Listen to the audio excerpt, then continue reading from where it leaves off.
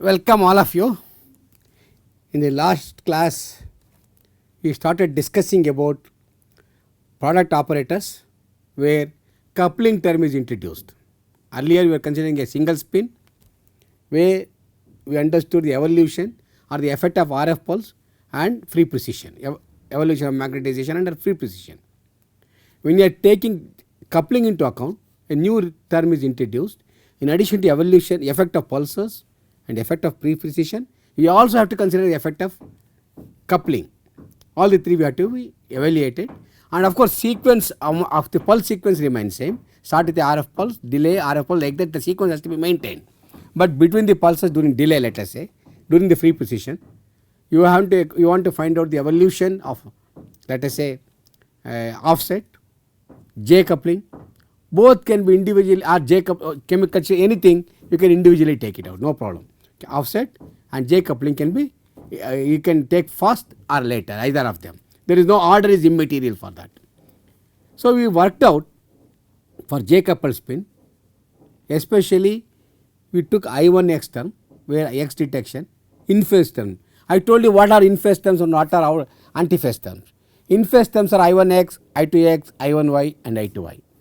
Anti-phase terms are I1X, I2Z, I1Y, I2Z, or I2X, I1Z, I2Y, I1Z, like that. These are all in phase terms. We also saw what are MQ terms, that is multiple quantum terms, where both X and Y, spin 1 and 2, X and Y components will be present, they are antiphase.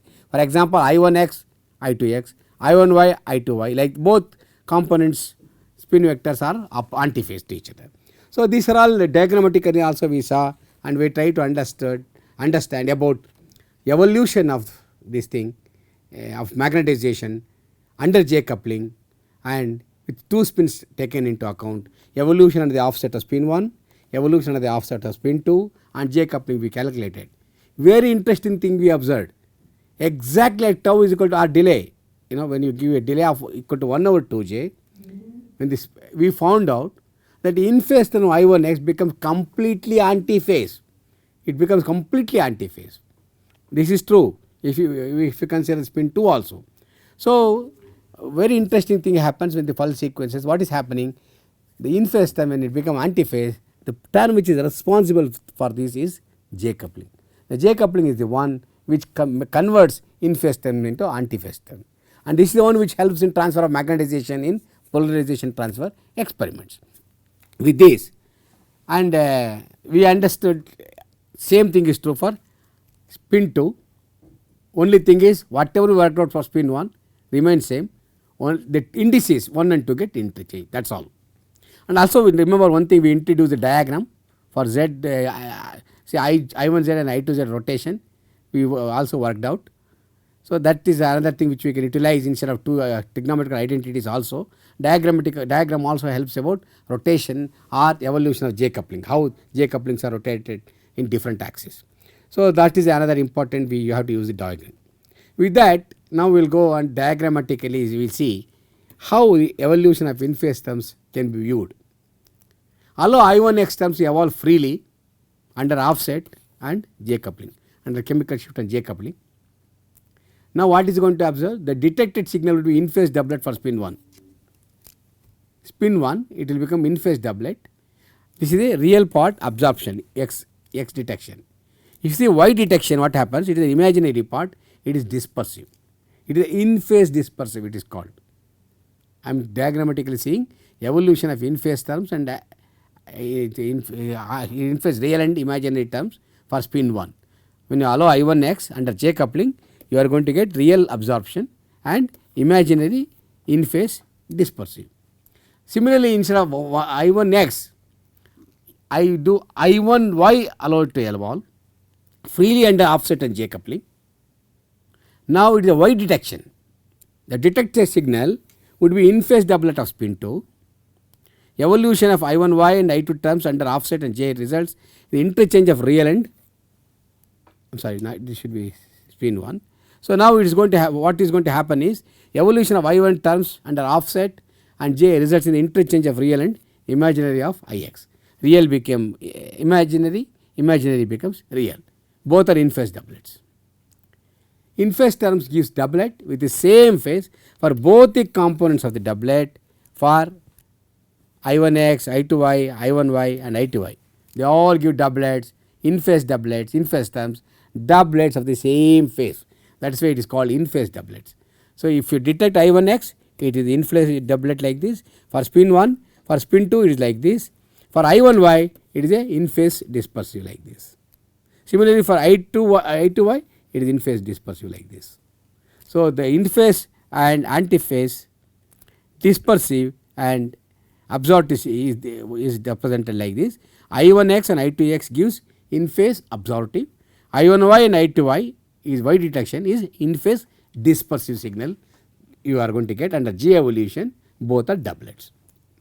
Now, evolution of antiphase terms under free precision and J coupling. Now, allow I1x and I2z, two I1x and I2z to evolve under free precision and J coupling. It gives antiphase doublet on spin 1 and antiphase dispersive component imaginary. It becomes antiphase. You see imaginary part, this is antiphase doublet. See, earlier case is in phase, both doublets were in the same phase. So, real and imaginary, you imagine we discussed this about in phase absorption, in phase dispersive and antiphase absorption, antiphase dispersive, all those things we discussed long back. Okay. Allow I1y and I2z under free position, again gives doublet and spin 1. Now, real and imaginary are interchanged like this. This is real antiphase dispersive and it is antiphase absorptive. So, evolution of spin 1, if I look for x absorption, I look at the x, then you are going to get I1x like this and I1y is in phase dispersive, this is in phase absorptive and 2 I1x I2z if I see it is antiphase doublet and 2 I1y I2z if I see it is going to be antiphase dispersive. Okay. So, that is the difference. This is for spin 1, I am observing x detection, my receiver is along x axis. If I observe the evolution of spin 1, where I am going to see the y absorption, what is going to happen? You know, it has rotated by 90 degree, all these terms get moved by like 90 degrees. So, now in I1x becomes in phase dispersive and I1y becomes in phase absorptive. Similarly, 2 I1x I2z becomes antiphase dispersive, this becomes in phase dispersive. This is what is going to happen diagrammatically. I am showing you what happens if you have a spin 1 x absorption or y absorption. So, if I consider spin 2, exactly either doublet you will see, identical doublet for spin 2, same pattern you are going to see depending upon the x absorption or y absorption, pattern remains same, both in phase doublet, both in phase dispersive component or absorptive dispersive, all whatever we discussed will be identical for spin 2 also. Now, you can apply pulse on x axis or y axis, both are or both is simultaneously. You can apply a selective pulse, okay, on the x axis on spin 1 or spin 2 or on x axis or y axis or hard pulse, all everything is possible. Pulse can be applied on x or y axis. Now, we consider a free position of 2 spin, we will try to evaluate it now. First, we will consider omega 1 z, this is should be omega 2 I z and this is 2 pi j I1 z I2 z. This is omega 2, remember this is omega 2. This is the free precision Hamiltonian for 2 spins. Now, x pulse on both the spins. First, you apply x pulse. Now, evolution of under free precision omega 1 Tp into I1x. I am sorry, this is I1x is evolving under offset. So, spin 1 under offset when it is this is what we have to consider. Evolution of spin 2 under offset we have to consider. Then you are going to get rho of t. If I apply x pulse on spin 1, Hamiltonian for spin 1 is omega 1 I1x and x pulse on spin 2, Hamiltonian is omega 2 I2x. Okay, omega 1 is also you can consider omega 1, but this should be I2x, okay. Omega 1 I2x, or if you want to omega 2 we can write, no problem, power can be different, need not be same as omega 1. To avoid confusion you can put omega 2 I2x, you can put, no problem. So, x pulse on both the spins if you apply, omega, you have to consider evolution of spin 1 under offset, evolution of spin 2 under offset, x pulse on spin 1, this is the x pulse on spin 2, you can consider this one. So, these are the Hamiltonian and the free precision different Hamiltonians if you want to evaluate. If you apply y pulse on spin 1, of course, this is y pulse. This is y pulse on spin 2 is this one, you are applying y pulse. This can be again omega 1, or if you want to change it omega 2, you can make it, to make it very clear instead of the, to show that power is not same as spin 1, you can make it omega 2. So, now with this we will go to the heteronuclear spin, that is very interesting. So far we are considering the homonuclear spins. In the case of the homonuclear spins, we took spin echo. What did we observe? Offset gets refocused, chemical shift refocused, but not J, this thing. So, J coupling, we observed that chemical shift completely got refocused. We did not consider the J coupling at that time. Okay. So, now we will consider heteronuclear spin and how spin echo comes, how what happens by product operator will understand which term gets free focus when you have spin 1, spin I and spin S. Instead of 1 and 2 we call it I and S in the heteronuclear case, and the coupling between heteronuclear spin is IZ and SZ. This is the free precision Hamiltonian for 2 spins. Now, how it evolves we will understand, and then also we took the example of a spin echo for heteronuclear case. Now, I am applying x pulse on spin 1, this is the Hamiltonian omega 1 into Ix, x pulse on spin 1 omega 1 into Sx. Okay. So, this is for x pulse on spin 1 and spin S, spin I and spin S. In principle, I can make it as S and I, this is to be precise for you. So, instead of, since I have omega 1 is the power normally used, I put omega 1. If you want, you can, to make it to explicitly, make it omega I into Ix plus omega into Sx. Omega is the omega I is the RF power for spin I, omega is the RF power for spin S. It does not matter, to avoid confusion you can do this, otherwise omega 1 I1 Ix itself is okay. Similarly, for y pulse on spin 1, you put omega 1 Iy, this is omega 1 Sy, y pulse on spin S. These are the Hamiltonians. When you apply pulse on selectively in I spin or S spin along x or y, these are the 4 free precision Hamiltonian we should know to evaluate heteronuclear spin, find out the density operator for that. Now, we consider spin echo sequences now. We know the Hamiltonian how to write for homonuclear case. We know how to write the Hamiltonian for the heteronuclear case also. Both we know. Now, we will understand in this earlier case without J coupling, we understood offset gets refocused in the homonuclear case. We saw that from minus Iy magnetization went to plus Iy case and a spin echo. Now with the J coupling taken into account, whether J coupling gets refocused or not, we do not know. We will identify, we will understand that now. Same thing we will do for heteronuclear case also, and see how the spin echo sequences play a dominant role or very interesting roles in the spin echo sequences of homonuclear and heteronuclear case. Selectively you can do this type of experiment to get particular type of refocus, particular chemical shift or J coupling or retain particular J coupling like that. So, all those things we can understand. We will understand spin echo sequences. Simple example, start with a 2 homonuclear coupled spin. What is the offset? Apply 180 pulse on both the spins, offsets are refocused, but not the coupling. This is one of the important terms. Remember, in the spin echo sequence, I apply 180 pulses on both the spins I and S. Homonuclear case we have only 90 tau, 180 tau, that was there. But now in the heteronuclear case, this is I can have S. Here also I can have 180 pulse here. Both I can apply 180 pulse, that is also possible. Or I can apply 180 pulse only on this, not on this. I applied 180 pulse only on this, not on this. All possible combinations you can think of. Now, in the apply both the 180 pulses for I and S spins. Interesting thing what is going to happen here is offsets are refocused, but couplings are not. Very interesting thing. Apply 180 pulse on both the spins. I and S are in our case homonuclear. You can consider 1 and 2. In the homonuclear case we are considering, apply 180 pulse on both the spin. Offsets are refocused, but not the couplings. This is what we have to understand. This is a 90, 180, the tau 180 tau sequence for homonuclear case. Spin refocus is the offset is the term which everybody uses in the books. Let us understand how it happens. Okay, we know it refocuses.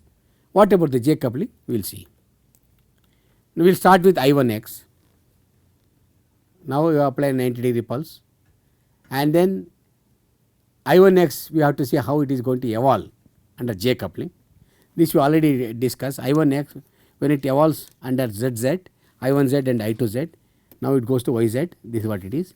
So, we observed that in phase magnetization becomes anti-phase magnetization.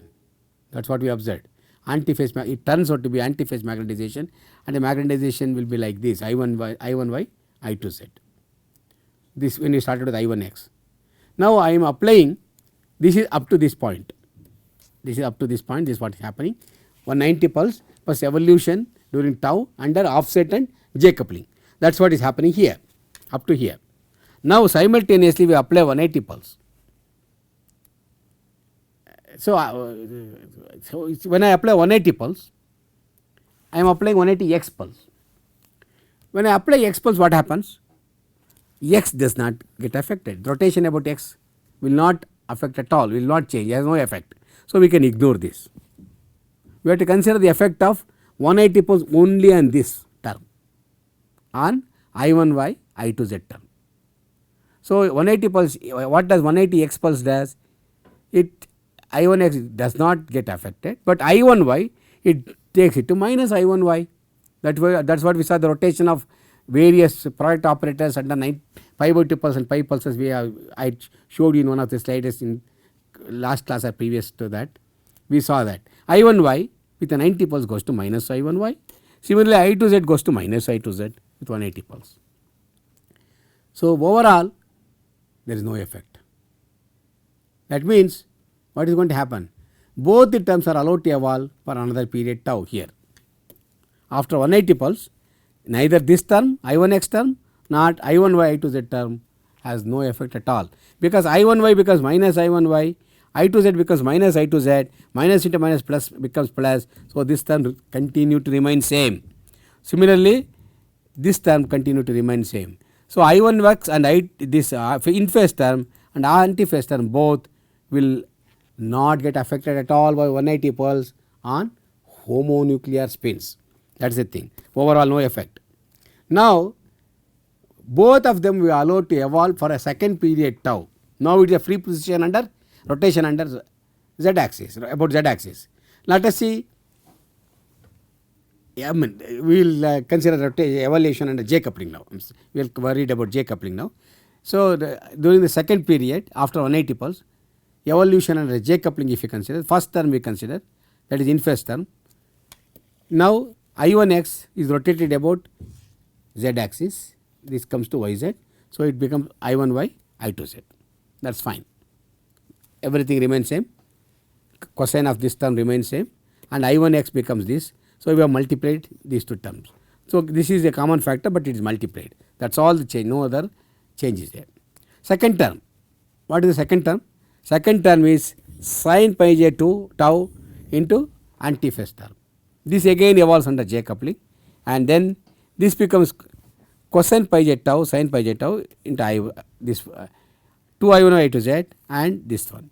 So, this turns out to be a, you can find out, and I1y I2z if it rotates, what is going to happen under J coupling. So, this if you work it out, you get it. This is nothing but cos pi j tau sin pi j tau into 2 I1y I2z under this. And now we have to consider both first term and the second term together. We have to add up. The first term cosine pi j term evolves under J coupling like this. Second term antiphase term under J coupling like this. This is what happens. First term plus second term together, that is our total evolution of magnetization. Now, if I add up these two, very interesting thing will happen. I did some jugglery of rearranging the terms. Then we know that cos square theta plus cos square theta minus sin square theta is equal to cos 2 theta, 2 sin theta cos theta is equal to sin 2 theta. That is important thing you should know. So, using those three things we have written like this. This is cosine of 2 pi j tau ix plus sin 2 pi j tau I1y I2z. Now coupling evolved for the entire period to 2 tau. Second period also coupling is there, it has evolved. It is not refocused at all. What does it mean? In the homonuclear spin echo case, the couplings evolves. That is not refocused, whereas offsets are refocused. Okay. In the homonuclear case, important term you remember, offset is refocused, but not the coupling. Coupling continue to evolve. That is a homonuclear spin echo case. Now you may ask me, I started with I1x. Why not I start with I1y or any other product operated term? If I start with I1y also, work it out, when it evolves under J coupling, this turns out to be like this. That means both the J coupling continued to evolve and it will not get refocused. Same way, if you consider this term, allow it to evolve under J, this is what happened. Take this antiphase term, allow it to evolve like this. Either you take two in phase terms I1x or I2, I1y, or I1x, I2z, or I1y, I2z. I am considering spin 1 now, okay, here. So now if you consider this thing, evolve under J coupling, the term remains same. There is no change at all. So that means this spin echo, whether you start with I1x or I1y or in phase or antiphase term, coupling will not get refocused. Only chemical shifts or offset get refocused in the homonuclear case. Now we go to the example of a heteronuclear spin case. I am quickly going through because I have to finish faster. If I go to quick heteronuclear spin case, heteronuclear I consider this I, this is S. Of course, this is the delay between these two. This identical delay after 180 pulse, before and after. I can apply 180 pulse on S and S I also, homonuclear, both proton and X nuclei. Simultaneously I can apply 180 pulse during the tau echo sequence. In the very interesting thing, when both 180 pulses are applied on I and S spin, offsets are refocused and J coupling evolve. Similar to your homonuclear case. In the homonuclear spin echo, what happens? Offsets are refocused, couplings evolve. Exactly similar to homonuclear case. If I have a spin echo sequence, both 180 pulses on I and S, offset get refocused, J couplings evolve. Okay, now go to a situation like this. I have a spin and I am not applying 180 pulse at all. I have a echo sequence, tau here, tau here. Part of the echo sequence I am taking, only 180 pulse I am applying. We are not worried about 90 and all those things. Only we are interested only echo part. The tau 180 tau part only we are considering. Okay, for our understanding purpose. Don't be under the impression there is nothing here, so we are applying only 180 pulse. That means we are just inverting the magnetization. We are just applying 180 pulse. No, there is, it is only a part of the sequence have it chosen. S pulse, S magnetization and the S spin, no 180 pulse at all. Interesting thing, what happens here? Only I spin offset is refocused here. Remember, in the earlier case, we observed I spin offset refocus homonuclear case with a 180 pulse. Here also, 180 pulse is there in the homonuclear case. Similar to homonuclear spin echo, I spin offset gets refocused.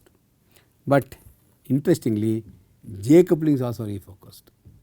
Heteronuclear J, not homonuclear J, heteronuclear J coupling is refocused.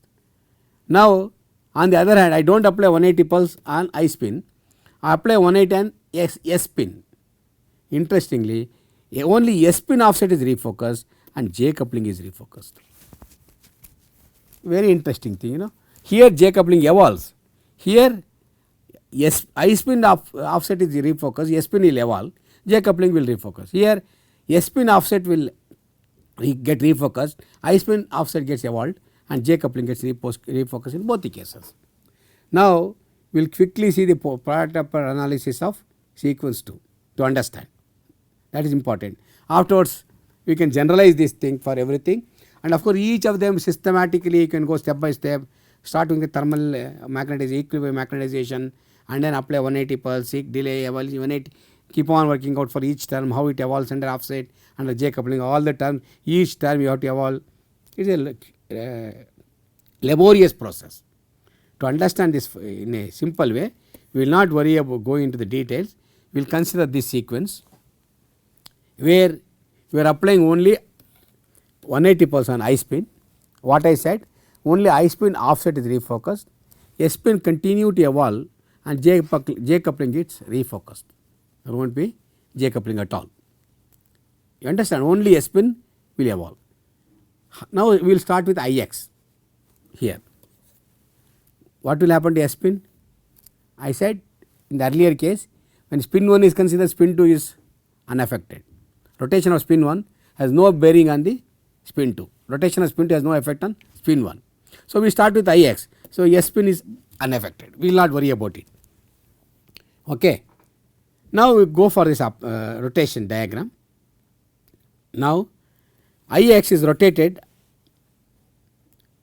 under IZSZ about x axis.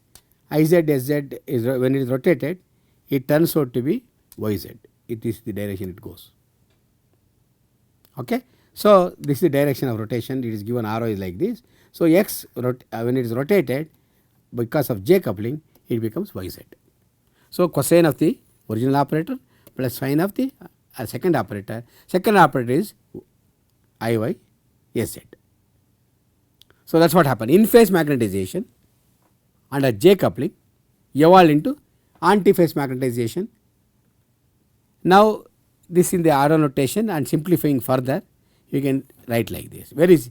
Nothing much has been done. Very simple. It has been simplified. And for a second period tau, evolution of both these terms under free position has to be worked out. Okay. Now under these things, what we have to do is, both these terms will consider this evolution under free position during the second period. After this, after the 180 pulse, up to 180 pulse, what happens we know. This is the same thing now under pi pulse. When you apply 180 pulse, this pi pulse on x axis, what happens is worked out here, simplified, that is all, nothing much is there. Now for the second period, evolution of both these terms under free position we will work it out. What is the first term? First term is cos pi j tau into Ix. Okay. Now this if you go by the drawing, you can work it out. This is cos pi j tau into cos this one, cos pi j tau into this one. Of course, this is a common factor.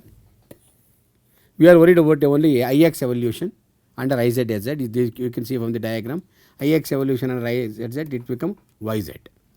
That is what we are going to get, YZ. Okay. So, but is multiplied both the terms together. Second term also, now minus sign of this one, again YZSZ, when it is rotated about IZSZ, it turns out to be this.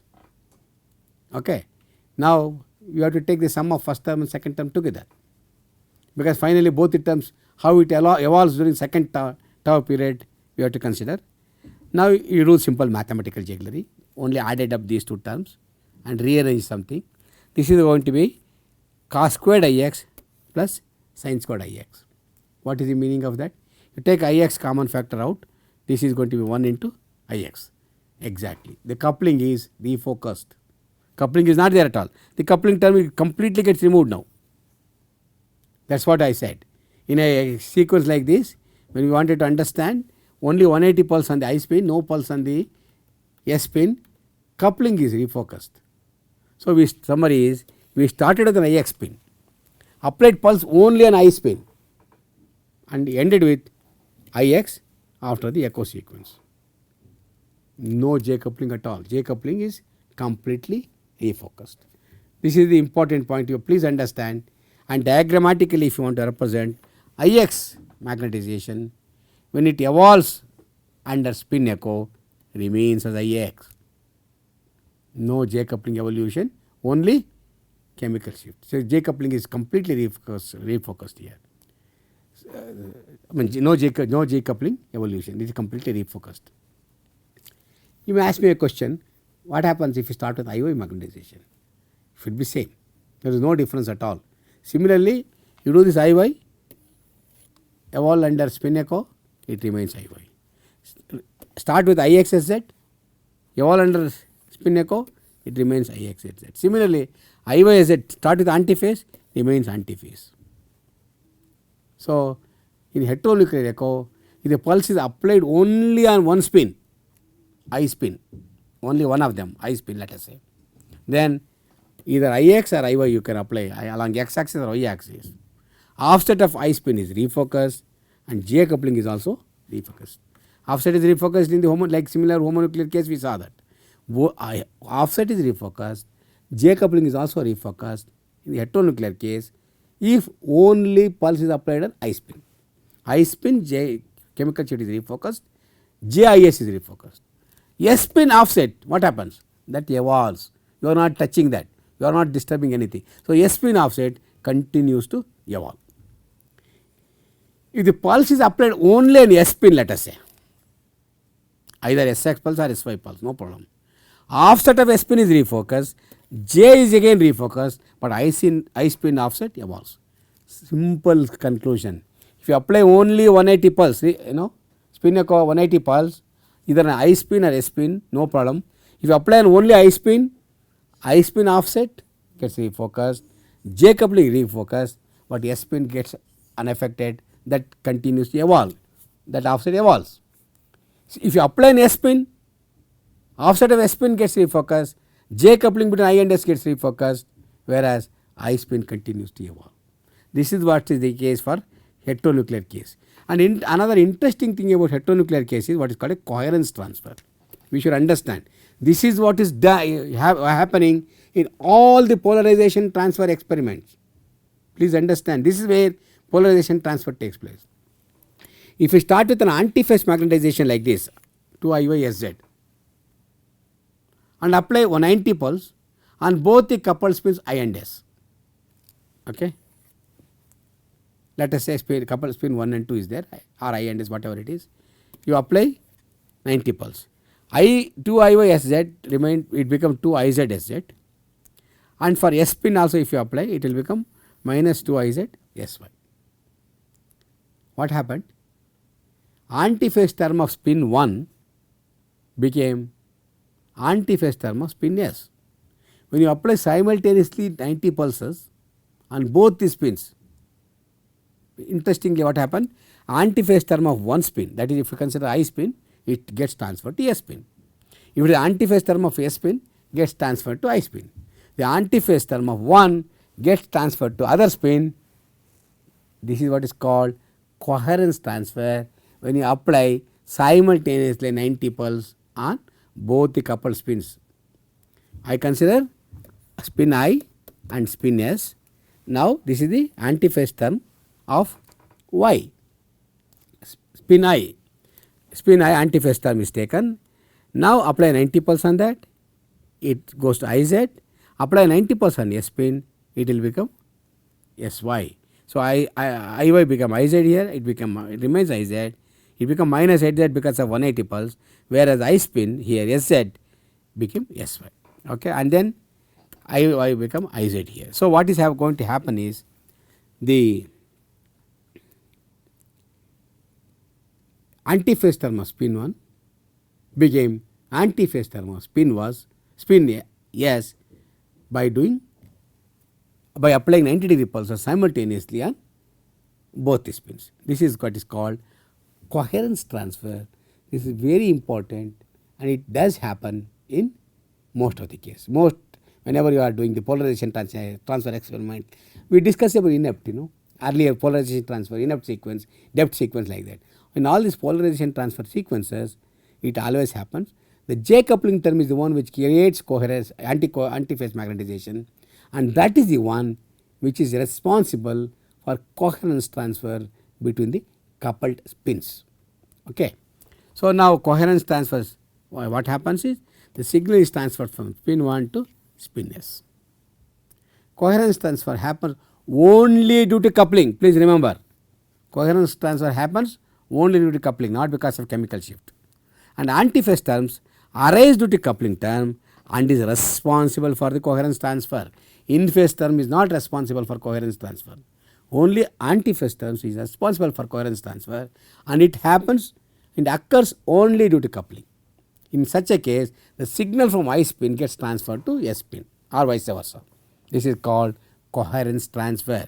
It is a common experiment which is adapted in most of the polarization transfer sequences. Let us look at a simple inept sequence using product operators. Of course, we do not need to do the detailed analysis because spin echo sequence is understood.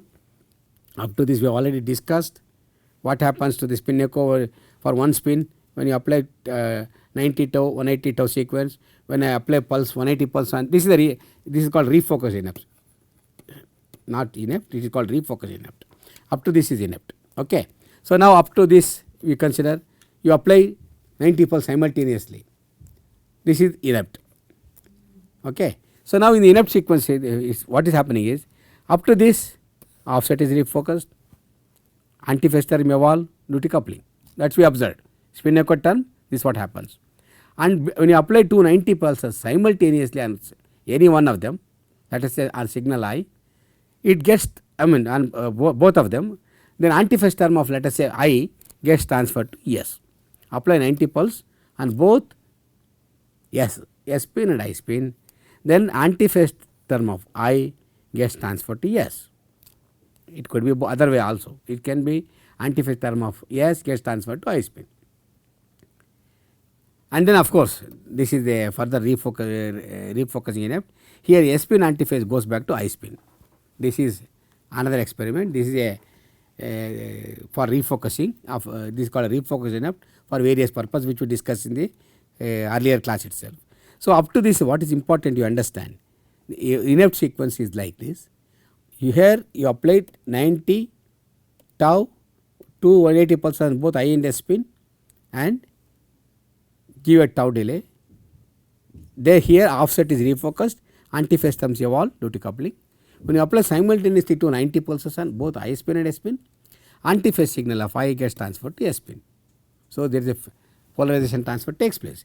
For various purposes we do for refocus inept, we bring it back to I spin for detection. So, this is the overall concept of inept.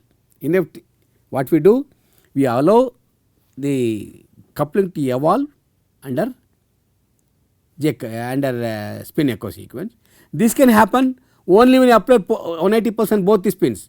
We saw that if you apply only 180% one of them, both chemical shift, if I apply only on this, J coupling and offset of this gets refocused, only this will evolve, offset of this will evolve.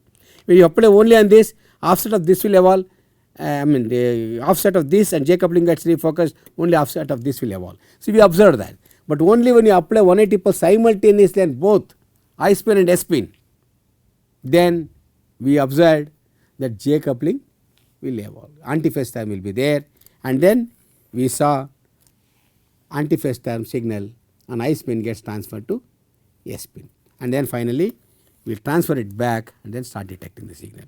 So, this is a coherence transfer experiment which I wanted to tell you. Please remember this diagram you should always remember here. Here only thing is what is J coupling will evolve when you apply both these things. If you apply only here, then J coupling gets refocused, S spin offset is refocused. Here if you apply here, I spin offset is refocused, J coupling is refocused.